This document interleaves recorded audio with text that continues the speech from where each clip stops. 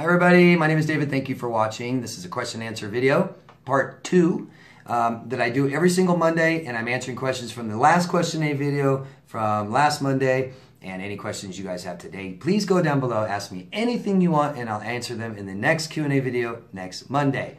I said in the last video I'm a little under the weather. Sorry if I sound a little different.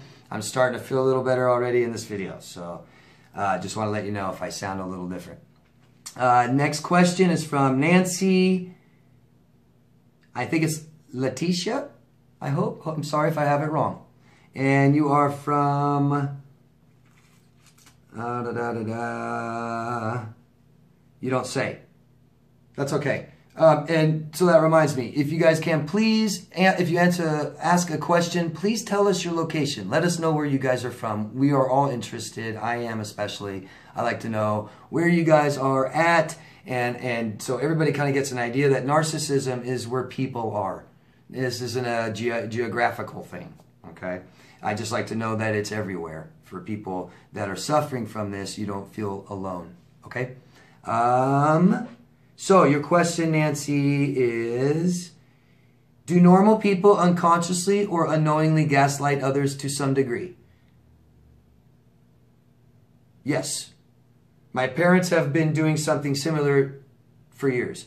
They still do it from time to time. No, they're not disordered. I'm wondering if this is why I was primed for cluster B abuse. I attracted several cluster Bs in romantic, friendship, and business relationships for almost a decade, though I'm glad that I've been cluster B free for over a year. I am too. Good. Good for you. So, yes, we go back to what are we aware of all our behaviors? No, we're not, especially when they are patterns in our thoughts, and this is what we do all the time. You do it long enough, you don't think much about it. You guys don't think much about making a sandwich if you eat sandwiches and make a sandwich every single day. You don't think too much about it. It's kind of natural. Our brains actually build architecture and help us get better at anything we're doing. So if, you know, whatever it is, and that keeps us from being completely unconscious of everything we're doing. In other words, look at language. We don't consciously think of words like in, at, to, the. They just come right out when we're forming sentences. But we don't think about those. Really. We aren't conscious of them. So there are things that they're doing that they're not conscious of or aware of. But it's like if you make them look at it and address it, they may be aware that they're doing it. But people aren't forced to do that very often, are they? Too bad. Hope that helps. I'm sorry about your parents. That needs to be addressed. I hope you're addressing that with them if you're going to continue a relationship with them. Good luck. Catherine from Southern Cal. Hello, Catherine. How do I get past the hate I feel regarding the blatant betrayal? I've healed from everything but this. Well, Catherine, there's stages of things like this, and it's just like losing people. We get angry, we go into denial, we have hate, we have sorrow, pain. I mean, there's stages, and hate, recognize it, understand how you feel, and you know why. You know why. You know. My best suggestion is the same I say all the time, Catherine. Talk. Talk about the betrayal. Betrayal's horrible. Get it out. Okay? Get it out. Write about it. I tell people make videos. Make videos and you can watch them later. It helps. And just talking about it helps when we hear ourselves talk about it. Just to get, you know, one of the best things, Catherine, is just get somebody to understand. Maybe just me. Just acknowledging that you've been betrayed will help. It should. And see someone. Talk about this. Most likely you aren't seeing someone if you aren't telling them this. And you should. Okay? Good luck, Catherine. You'll get past it. You'll get past it. Best thing to do is to talk about it. That's how you get past it. Till your brain is over it. Doesn't need to talk about it anymore. Okay? Good luck. Super Steph from Oregon. Hello. What kind of message is narcissist trying to give when they block you on social media? I've gone no contact. So you've gone no contact. You were blocked because you didn't respond.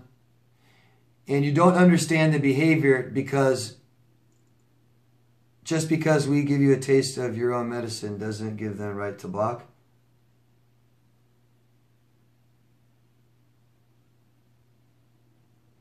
Right. So I don't understand that part. I'm sorry. But what kind of a message is narcissist trying to give when they block you? Well, who knows? I mean, I don't think it's always trying to give you a message either, right? Does it mean that they're trying to give you a message?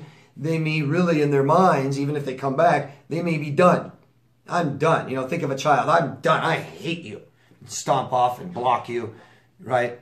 Another reasons they block you is they don't want you to see what they're doing. They don't want you to see them be with other people because they want to come back to you. Another reasons they block you is so that you can't contact people they know and tell them what a bad person they are. There's all kinds of reasons why they will block you. So what's the message they're trying to give? Now, maybe some are trying to give a message. Sure. They're trying to give the message that I don't care about you, I hate you, I don't want you, I don't like you, blah. Okay? But they're staying in control. If you still want them back and they're blocking you and they know that, then they're in control and they can come back when they want. And you don't know what they did while they were gone. Reasons like this. I hope that helps. If not, ask me again. Greetings from Poland. And I'm not going to try and say your name because I will get this one wrong. Absolutely. I'm pretty good with names, I think, but I will get this one wrong. How about your last name? Pichowski.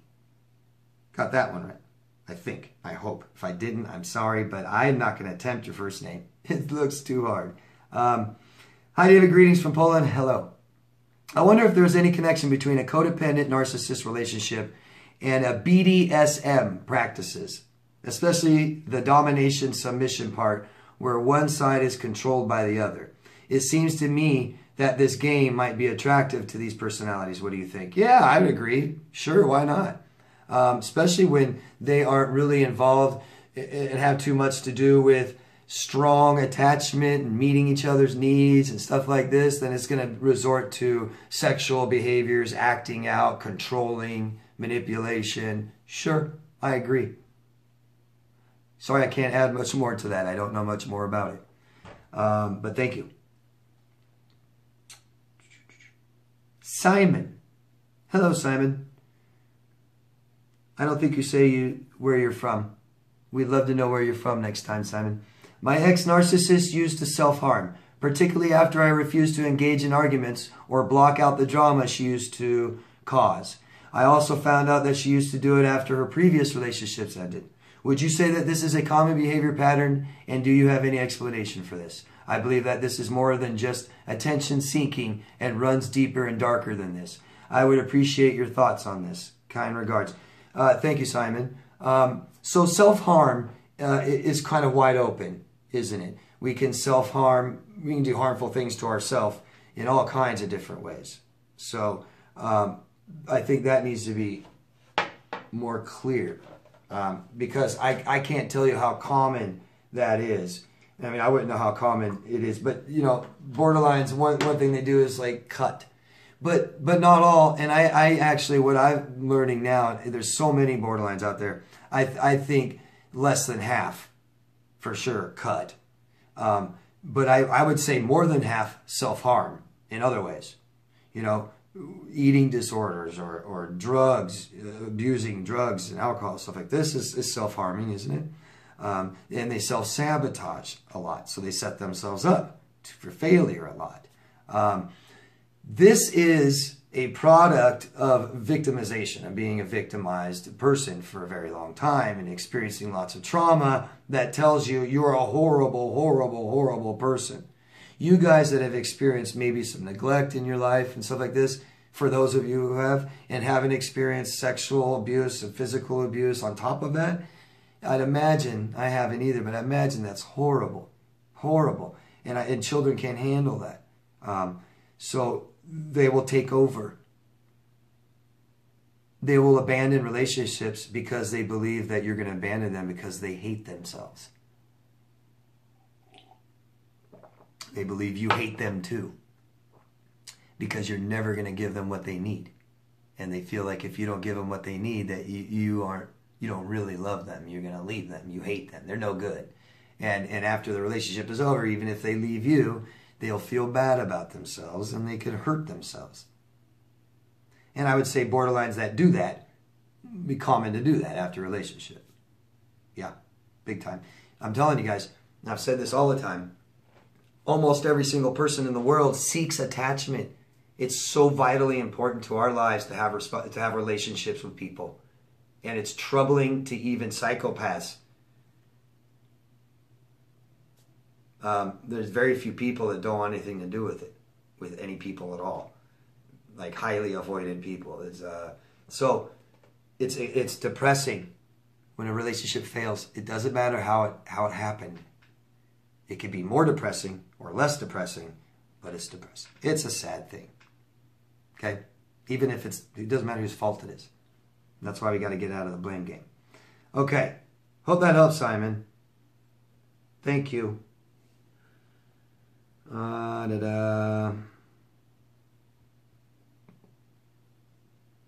that's it.